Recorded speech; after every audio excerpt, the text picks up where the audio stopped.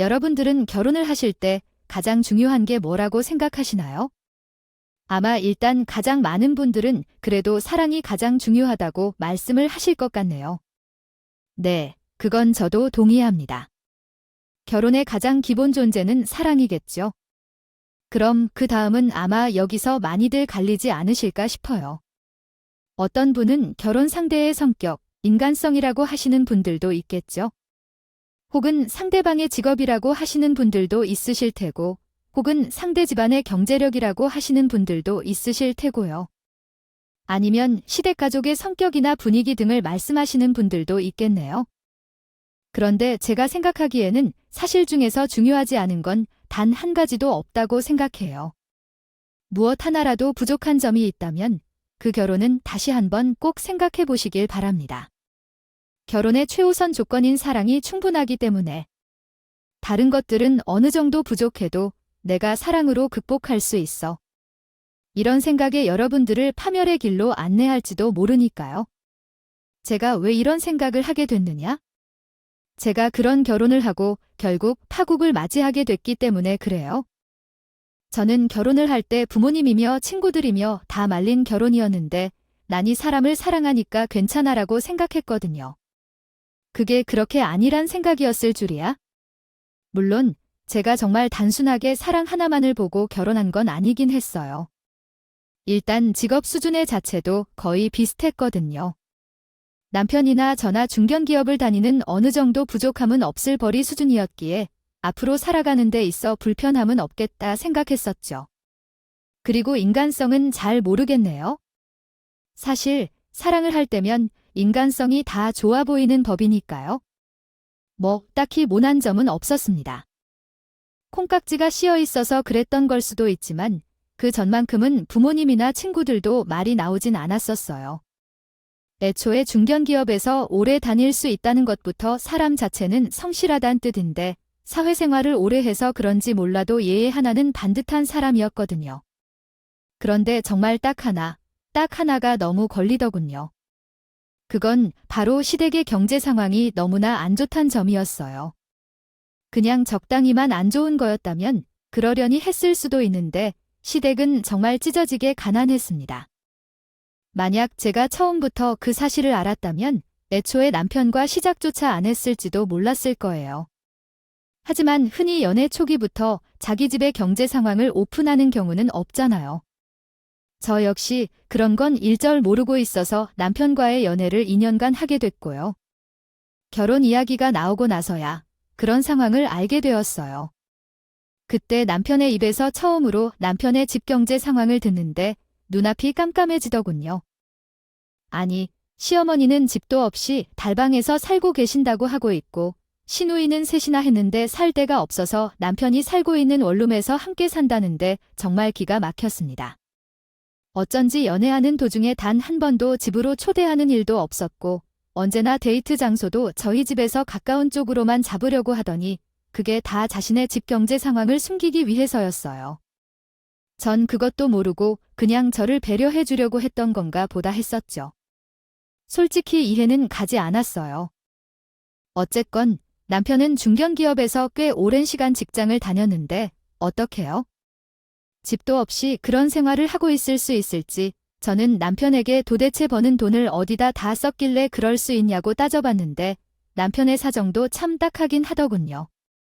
남편의 아버지는 저에게는 시아버지가 되시는 분이시죠. 물론 한 번도 본 적은 없지만 어쨌든 시아버지는 남편이 좀 어렸을 때 도박 빚을 짓고 도망을 가셨다고 합니다.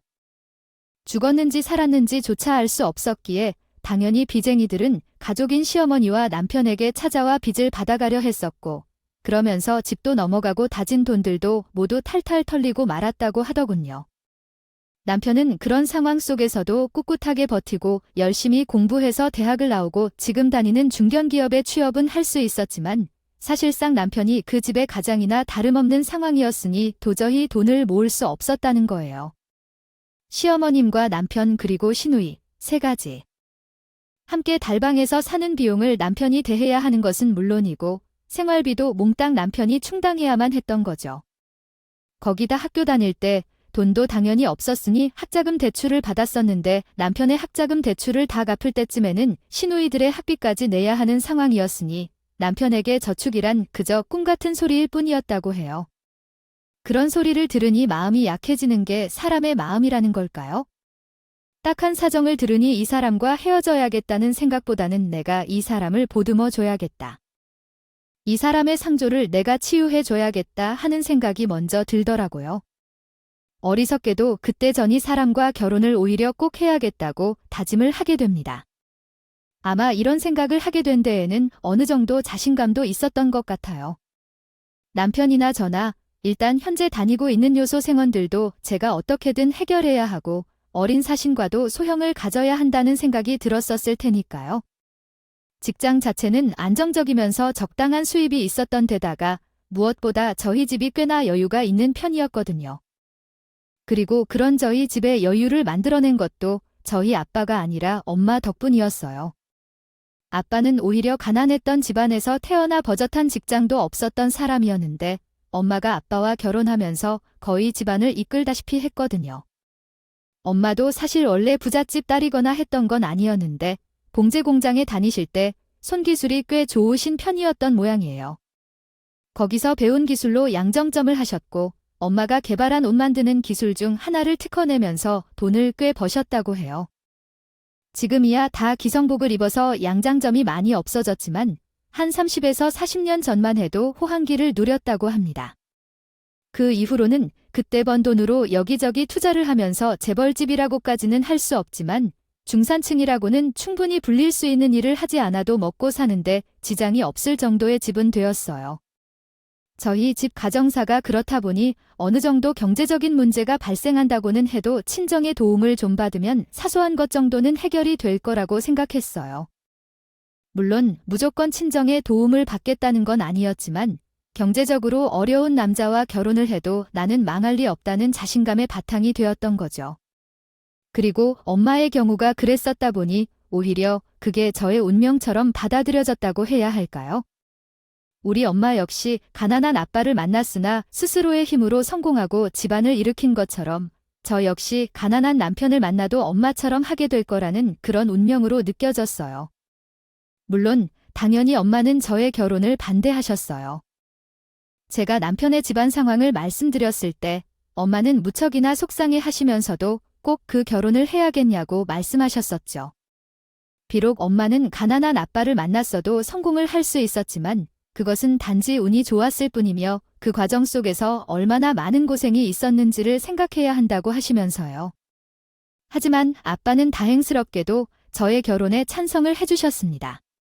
자기도 가난했지만 엄마가 훌륭했던 덕분에 잘 살고 있으니 결혼하기 전 가난한 건 죄가 아니라고요. 그러자 엄마는 아빠를 씩 놀아보며 막 잔소리를 하셨어요. 남자가 능력 없는 게 무슨 자랑이냐고? 당신 때문에 내가 고생을 얼마나 했는지 알긴 하냐고요. 저만큼은 엄마와 같은 고생을 시키고 싶지 않다면서 반대하시는데 참 할 말이 없긴 했습니다. 그러자 아빠가 다시 나서시고는 물론 결혼을 하고 나서 제가 고생을 할 수도 있겠지만 거꾸로 생각하면 저희 집의 경우 엄마가 경제적인 힘을 가졌던 덕분에 다른 집에서 겪는 불합리한 경우들 없이 행복한 점도 있지 않았냐고 엄마를 설득해 주셨어요. 특히 요즘에는 가구 갈등으로 인해 이혼하는 경우들도 늘어나고 있고 또 남편이 돈을 잘 버는 경우 허튼 곳에 돈이 흘러나가는 경우들도 많이 있으니까 오히려 제가 행복한 결혼 생활을 할 수도 있다고 하면서요. 남편이 제대로 된 사람이기만 한다면 결혼을 시켜도 괜찮지 않겠냐고 해주셨습니다. 엄마도 그 말을 들으시곤 잠시 생각에 잠기시더니 이렇게 말씀하시더군요. 하긴 엄마는 덕분에 우리 할머니한테 고통받은 기억이 없긴 했었지. 오히려 우리 할머니는 이 엄마를 금이야 오기야 너받들어 주셨단다. 그래서 우리 자기가 좋기도 했고 덕분에 우리 아빠랑 싸울 일도 없긴 했지. 뭐 아빠도 책임감을 가지고 누구보다 집안일을 열심히 했고요. 그래요. 생각이 정 그렇다면 어디 한번 해보려무나. 저는 엄마의 그 말을 듣고 너무 걱정하지 마시라고 남편의 집은 가난해도 적어도 남편이나 저나 중견기업에서 정직원으로 정신이 일하고 있으니 문제는 없을 거라고 안심시켜 드렸어요. 그 후에 진행된 상견례에서는 서로 분위기가 화기애애 있었어요. 정확히는 시어머니가 저에게 엄청 고마워하시면서 저희 부모님께 먼저 이런 귀한 딸을 저희 집에 시집 보내도 정말 괜찮겠냐고 하시니 저희 부모님도 안심하셨거든요. 시어머니나 남편의 인성에 문제가 없다고 판단을 하신 거죠. 그래서인지 결혼 후 신혼집도 저희 집에서 마련을 하겠다고 하셨어요. 지금 남편이 살고 있는 원룸은 같이 살고 있는 신우들이 계속 살라고 하는 것이 나을 것 같다고요. 아마 갑작스레 신우들이 살 곳이 없어지면 제가 미움을 받을 수도 있다는 걱정도 섞여 있었던 것 같아요. 그러자 시어머니는 펄쩍 뛰시면서 이런 답변은 언어 모델이 짧은 단어 및 문장에 더 잘 대응되도록 학습된 경우에 더 효과적일 수 있습니다. 더 복잡하거나 긴 문장에 대한 처리는 언어 모델의 한계로 인해 어려울 수 있습니다.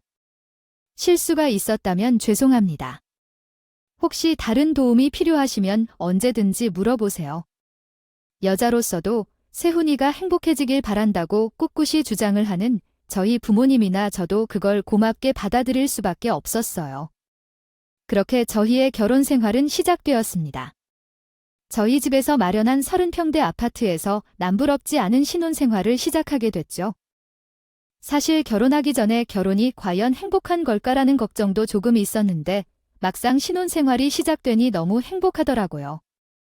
사랑하는 사람과 매 순간을 함께 할 수 있다는 게 그렇게 좋을 줄은 몰랐는데 말이죠.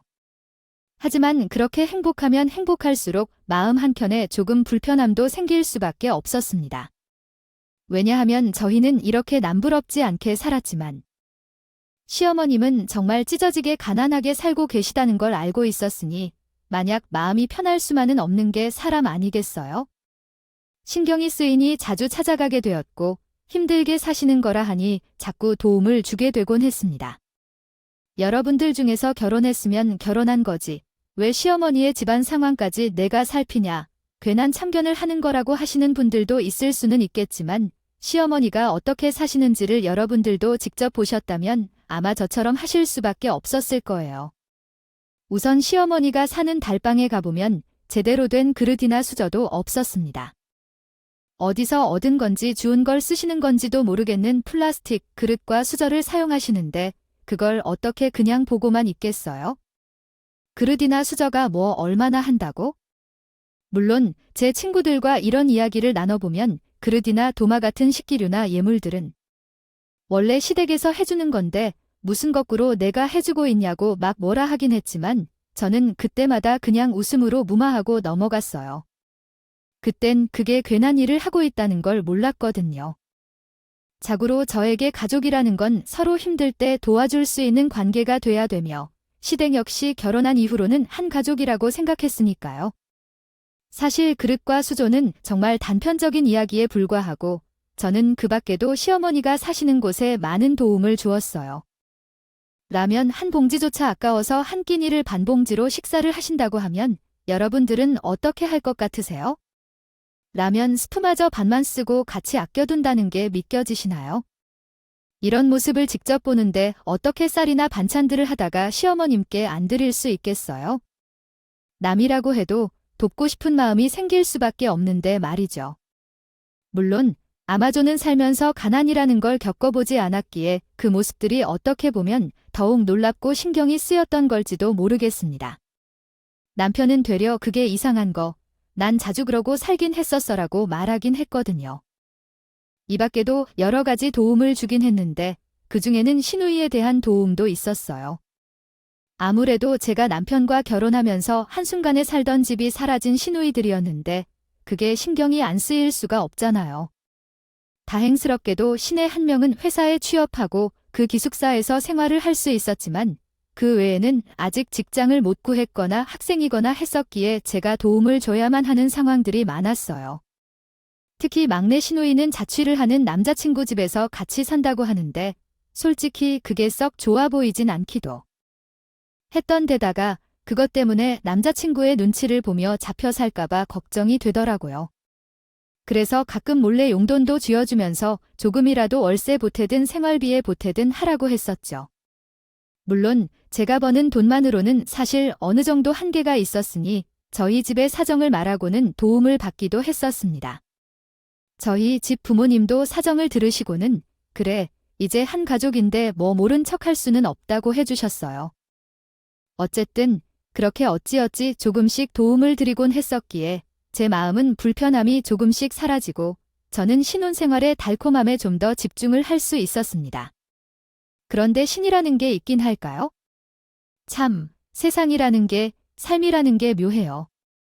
부자들은 더 부유하게 살 수 있으며 행복한 일들만 찾아오는데 가난한 사람들은 더욱 가난할 수밖에 없는 상황이 만들어지고 그와 동시에 안 좋은 일들이 찾아왔어요. 저희 시어머님도 마찬가지였죠. 겨우 달방에서 살아가고 있을 때 그곳에 불이 나면서 그곳에서 이사를 해야 했어요. 남편은 자신이 어머님께 찜질방 비용을 부담할 테니까 걱정하지 말라고 했지만 그게 가능한 일일까요? 시어머님이 집이 없어 찜질방에서 생활하신다는데 저는 일단 다른 적당한 집을 구할 때까지라도 우리 집에서 함께 살자고 제안했어요. 조금 불편함이 있었지만 시어머니가 겪는 고난을 생각하면 말이죠. 시어머님과 함께 살아가는 것에 대해 나쁘게 생각하지 않았어요. 왜냐하면 시어머님이 정말로 잘 대해주셨기 때문입니다. 물론 제가 물질적으로 많이 도와준 것도 사실이지만 일반적인 시어머님들의 경우 이런 일에 대해 무관심한 경우가 많죠. 고마움을 모르시는 경우도 많잖아요. 그저 당연한 거라고 생각을 한다든지. 그런데 저희 시어머님은 항상 아주 작은 도움이라 할지라도 마치 생명이라도 구해준 것처럼 고마워하셨어요. 언제나 저를 귀한 며느리라 부르며 끊임없이 칭찬하고 주변에 사랑하고 조금이라도 저한테 신세를 갚기 위해 노력하셨지요. 일례로 집안일 나누는 과정에서 남편과 조금 다툰 적이 있었는데 시어머님은 그 이야기를 들으시고는 당장 제 편을 들어주시기도 하셨었죠. 얘야, 이놈의 새끼야. 귀한 며느리가 너랑 결혼해준 것만으로도 감사히 해야지. 어디 집안일 나누는 걸로 불만을 가지냐. 내가 다 해줘도 모자랄 판국이야 이놈아. 우리 기아 나가야? 저놈이 또 저런 소리를 했었거든. 나한테 말하려무나? 아, 내가 저놈 때려 말리더라도 제대로 하게 만들거나 아니면 내가 가서 네 일까지 모두 할게. 어휴. 귀한 며느리 고마운 줄도 모르고 이렇게 말씀을 하시는 분인데 조금은 같이 살아도 그렇게 큰 불편함은 없을 거라고 생각했어요. 예를 들면 제가 시어머니 식사도 챙겨야 하고 집안일까지 늘어나게 되는 그런 경우들 말이죠. 하지만 시어머님은 역시 저의 제안을 거절하시더군요. 아무리 시어머니가 저와 같이 살면서 불편함을 주지 않으려고 노력해도 시어머니와 며느리 간의 관계상 어쩔 수 없는 불편함은 생길 수밖에 없는 거라고 가뜩이나 귀한 며느리에게 아무것도 못해줘서 마음이 아픈데 폐까지 끼치는 건 절대 있을 수 없는 일이라며 반대하셨어요. 저는 그런 시어머니의 말씀에 더욱 감동하여 남편도 좀 같이 어머님을 설득해 보자고 했는데 남편도 그건 아니라고 하며 저를 말리더군요. 이미 제가 지금까지도 많은 도움을 줬으니까 그것만으로도 충분하다고요. 그러고는 남편과 시어머님이 오히려 저에게 걱정하지 말라며 저를 안심시키려는데 그럴수록 오히려 더 마음이 쓰일 수밖에 없었어요. 그래서 결국 저는 저희 부모님께도 이런 상황을 말씀드렸어요. 도움을 요청하고자 한 건 아니고 어떻게 하는 게 좋은 건지 어른들과 상의를 좀 해보고 싶었거든요. 그런데 저희 부모님은 그 이야기를 들으시고는 웬일로 저희 시어머님이나 남편의 말에 공감을 해주시더라고요. 사정이 딱한 것도 알겠지만 같이 살았다가 혹시 모를 불화가 생긴다면 그때는 오히려 더욱 미안한 일이 발생할 수도 있다고요. 예를 들면 남편과 시어머님의 관계도 망가진다거나 하는 뭐 그런 거예요. 듣고 보니 그저 저도 이해가 가긴 하더군요. 아무리 의도가 좋다고 하더라도 결과는 좋지 않을 수도 있다는 걸 저희 부모님의 말씀으로 깨달을 수 있었어요. 다만 부모님은 그렇다고 그냥 모른 척할 수는 없으니 전셋집을 하나 해드리라고 하시더군요. 어차피 다른 곳 어디든 가셔서 사신다면 매달 돈이 들어갈 수밖에 없는 건데 차라리 전셋집을 해드리면 언젠간 어차피 다시 돌아올 수 있는 돈이니 그게 괜찮다고요. 듣고 보니 좋은 생각이었습니다. 남편과 제가 이 세기획을 세우며 모아놓았던 돈도 있었고 저희 부모님이 조금 지원도 해주신다고 하시니 적당한 원룸 정도의 전세금은 충분히 마련을 할 수 있을 것 같았어요. 뭐 하면 남편이 대출을 받을 수도 있는 거였고 저는 곧장 남편과 상의를 해봤어요. 우리 부모님께서 전세집을 해주는 게 좋겠다고 하시는데 어떻게 생각하느냐? 어차피 아이를 지금 당장 낳을 것도 아니니까 우리가 모았던 돈은 곧장 필요한 돈도 아니기에 상관없지 않느냐고요. 제 이야기를 들은 남편은 아무 말 없이 가만히 듣기만 하더군요. 그러고는 잠시 뒤 자리를 피했습니다. 하지만 전 그때 남편의 눈이 빨갛게 충혈된 걸 봤어요.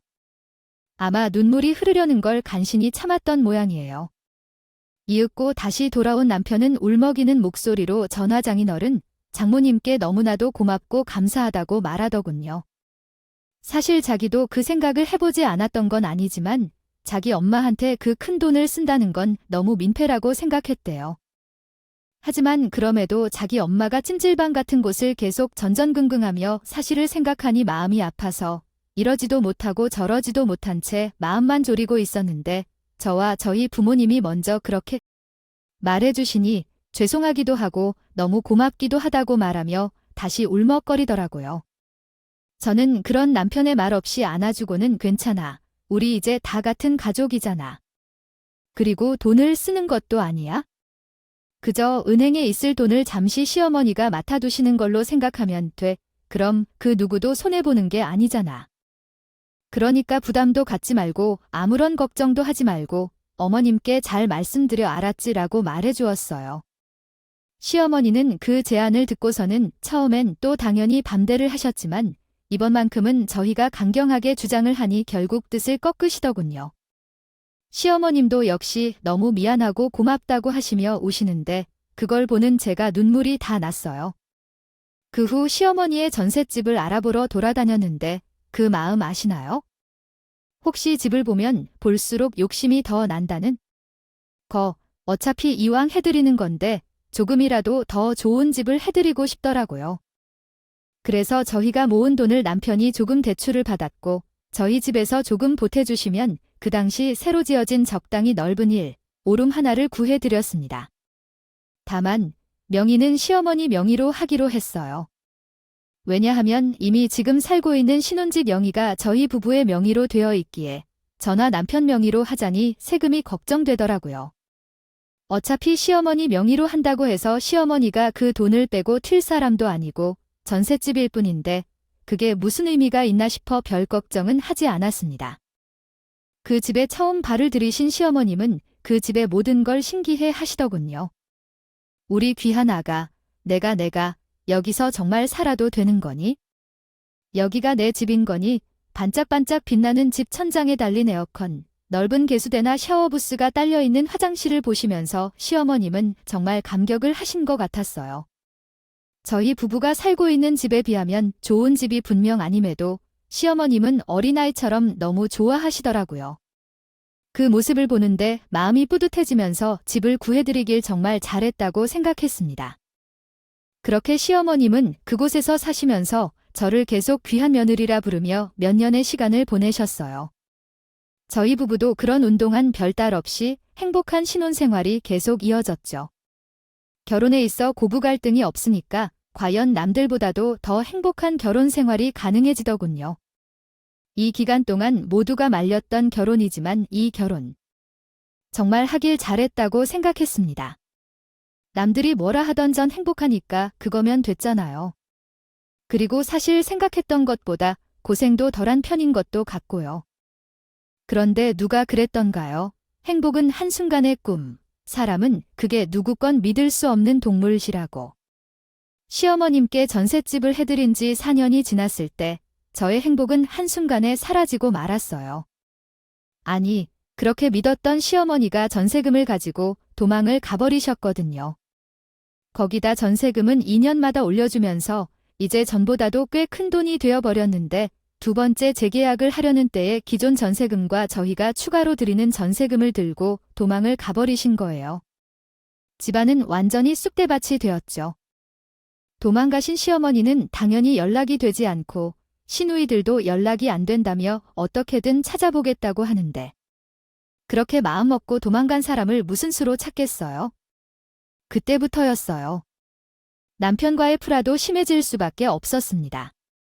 당연히 전 사라져버린 저희의 돈이 생각나기도 했었던 데다가 무엇보다도 그렇게 믿었던 어머님, 그 착한 어머님에 대한 배신감이 너무나도 컸어요. 그래서 남편을 닥달할 수밖에 없었거든요. 여보, 오늘은 어머니한테서 연락이 없었어. 아니, 더 멀리 가기 전에 어떻게든 찾아보라니까. 혹시라도 해외로 가시면 정말 방법이 없어지는 거 아니야? 자기, 어머니잖아. 연락이 안 돼? 아니, 어머님은 어떻게 그런 짓을 할 수가 있지? 그렇게 믿고 해드렸는데 어떻게 사람 뒤통수를 이렇게 때리냐고. 진짜 너무하다. 처음엔 남편도 제 말에 수긍을 하면서 어머님을 찾으려고 했었기에 불화가 생기진 않았었어요. 그런데 시간이 지날수록 점점 태도가 변하더니 남편은 오히려 저한테 화살을 돌리더군요. 아이씨, 그만 좀 해. 나를 보고 뭐 어쩌라고. 그리고 내가 우리 엄마한테 속아서 전세금 해준 거잖아. 내가 해주자고 했어? 속은 내가 멍청한 거지? 왜 우리 엄마를 욕하냐? 어차피 그 돈 없는 돈이라고 생각했잖아. 그러니까 그냥 좀 잊어라. 좀. 방귀 낀 놈이 성낸다고 했던가요? 남편은 오히려 짜증을 내며 저를 탓하고 있으니 불화가 안 생기려면 안 생길 수가 없었죠. 저희는 매일이 문제로 다투다 보니 다른 불만들이 쌓이고 쌓이면서 각방을 쓰는 지경에까지 이르게 되더군요. 저는 너무 억울하고 분통해서 소가리로 끙끙 앓고 있었는데 문도 그런 생각이 들더군요. 혹시 이게 시어머니 혼자 저지른 일이 아니라 남편과 시어머니가 짜고 일을 벌인 게 아닐까라는 생각. 애초에 시어머님은 혼자서 연고도 없는 곳에 가서 살아가실 능력이 있는 것도 아니잖아요. 아무리 전셋집 돈을 가지고 가셨다지만 결국 다른 사실집을 구하기는 구하셔야 했을 거고 앞으로 살아갈 생활비 등도 필요할 텐데 이게 도대체 어떻게 하려고 도망가신 거였을까 싶더라고요. 물론 언젠가 다시 전셋집 자금을 저희한테 돌려줘야 했고 그때 시어머니는 다시 예전 생활로 돌아가야 될 것 같은 두려움이 있으셨을 수도 있겠지만 상식적으로 생각을 했을 때 굳이 시어머님이 그럴 필요는 없었단 생각이 들더라고요. 어차피 결국 저희와 연을 계속 이어가시는 게 시어머님께는 이득이니까요. 생각이 거기까지 미치자 이건 남편과 함께 일을 벌인 게 아니면 도저히 있을 수 없는 일이란 생각이라고요. 들었어요. 분명 남편은 저와 저희 집돈을 꿀꺽하기 위해 이런 짓을 저질렀을 거고 시어머님을 어디론가 빼돌린 뒤로 적당히 도움을 주고 있을 것 같더라고요. 만약 그런 거라면 남편은 분명 앞으로 시어머니와 한 번이라도 만날 것 같은 느낌이 들었어요. 그래서 남편의 뒤를 쫓아보기로 했죠. 다만 저는 이런 쪽으로 경험이 있는 것도 아니었고 아무래도 혼자 일해버리기에는 무서운 생각도 들어서 친정 부모님께 도움을 요청했습니다. 친정 부모님은 제 이야기를 들으시고 사람을 괜히 의심하는 건 안 될 일이지만 듣고 보니 일리가 있다며 남편 뒤에 사람을 붙여주셨어요. 심부름 센터 같은 곳에 의뢰를 해서 남편의 뒤를 캐게끔 하는 것 같더군요.